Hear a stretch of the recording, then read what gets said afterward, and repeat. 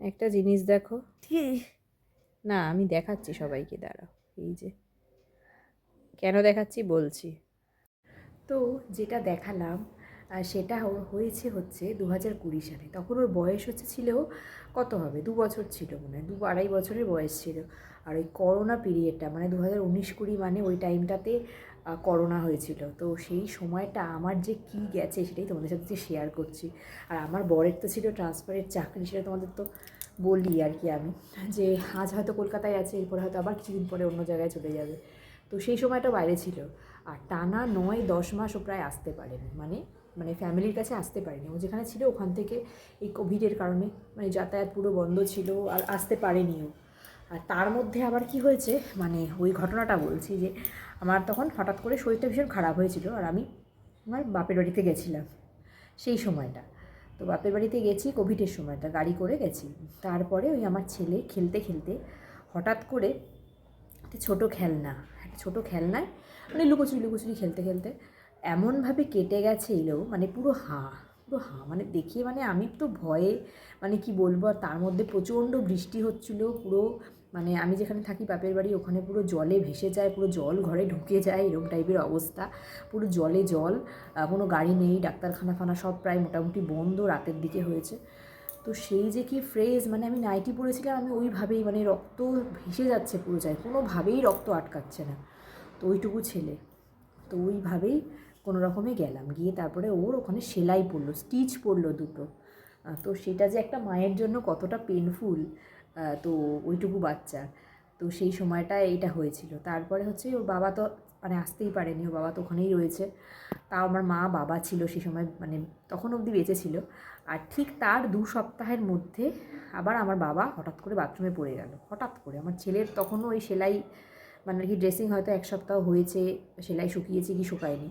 তার 2 সপ্তাহের মধ্যে আমার বাবা পড়ে গেল, পড়ে গিয়ে মাথায় এমন চোট খেলো, পুরো একদম সরাসরি সে কোমায় চলে গেল। আর তার কিছুদিনের মধ্যেই আর আমাদের মধ্যে সে রইল না আর কি, চলে গেল আর কি পরপারে। তো সেই সময়টা প্রচণ্ড প্রচণ্ড কষ্টের আমার কেটেছিল আর কি। তো না আমার বর আসতে পেরেছে, না কোনো আত্মীয় স্বজন পাশে থাকতে পেরেছে। কোভিডের টাইম, সবারই প্রাণের ভয় ছিল যে কী কারণে হয়েছে। যদিও আমার বাবার কিন্তু কোভিড হয়নি, কিন্তু কিছু ওই পড়ে গিয়ে হয়েছে, কিন্তু সবাই ভাবছে হয়তো কোভিড হয়েছে, বলছে না সেই সমস্ত কিছু। তো কীভাবে সামলেছি সে সময়টা সেটা শুধু আমি জানি। আর সাপোর্ট বলতে সেরকম সাপোর্ট ছিল না, আমি জেদ করেই একরকম বাপের বাড়িতে ছিলাম। আর অ্যাডজাস্ট করা, আবার এদিকেও আবার চিন্তা থাকতো যে এখানে আমার শ্বশুর শাশুড়ি বয়স্ক মানুষ, তারা একলা একলা রয়েছে, তারা হয়তো আমাকে ভুল বুঝছে যে চলে গেছে।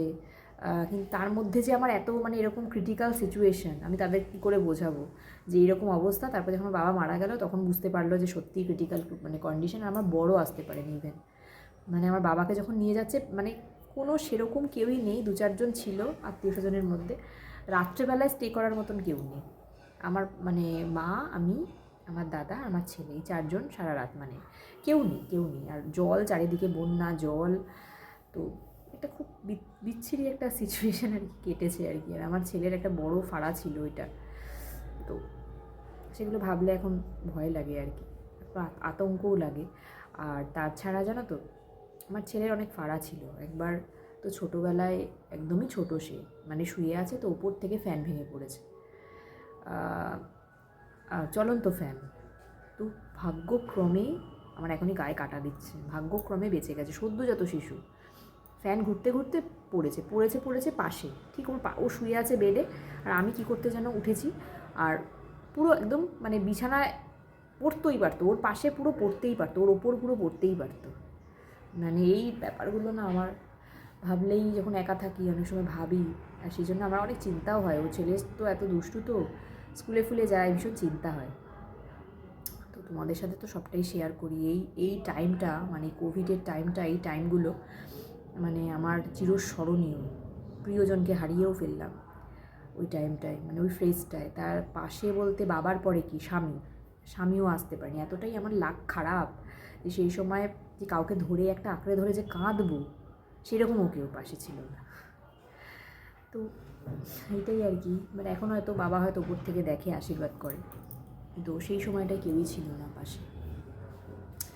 তো এই হচ্ছে তোমাদের সাথে এই আমার এই খারাপ দিকটা একটু শেয়ার করলাম। সবসময় তো পজিটিভ দিকই আমি সবসময় শেয়ার করি, আমার খারাপ দিকগুলোও একটু মাঝে মধ্যে শেয়ার করতে ইচ্ছা করে আর কি। তো করলাম তোমাদের সাথে, কারণ তোমাদের সাথে প্রতিটা মুহূর্তই এখন যখন শেয়ার করছি তো মনে হলো যে এই টাইমটাও একটু যদি শেয়ার করলে, যেরকম দুঃখ শেয়ার করলে দুঃখ কমে যায়, আনন্দ শেয়ার করলে আনন্দ বেড়ে যায়। তো সেই জন্যই মনে করলাম যে একটু তোমাদেরকে বলি আমার এই সমস্ত পাস্ট লাইফের একটু ঘটনা কিছু কিছু। তো এত ছেলে নিয়ে এত ইসে হয়েছিল, আর যাদের হাজব্যান্ডরা বাইরে থাকে তাদের আরও চাপের, সব কিছু ম্যানেজ করা একা সব কিছু। আর একটা ছোট বেবি থাকলে তো আরও মুশকিল। আর আমি যেতে পারিনি আমার বরের সাথে সেই সময়, যদি আমার ছেলে স্কুল ফুল ছিল না,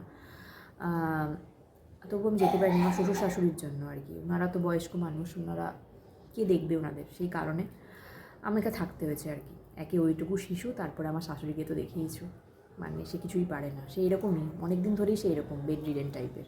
বেড রিডেনও ঠিক না, মানে ওই হাঁটতে চলতে অসুবিধা আর কি, খেতে উঠতে বসতে। তো সবটাই একা ম্যানেজ করেছি এক সময়। এই সুদীপ্তা, তোমাদের এই সুদীপ্তা দিদি ম্যানেজ করেছে একা একা। ভাবলে অবাক লাগে আর কি, যে কী করে পারলাম। হয়তো ভগবান পাড়িয়ে দিয়েছে, সেই জন্যই হয়তো পেরেছি। তো এটাই আর কি দেখানোর ছিল, তোমাদেরকে শেয়ার করার ছিল। ভিডিওটা এইটুকুই, অনেকটা বড় হয়ে গেল।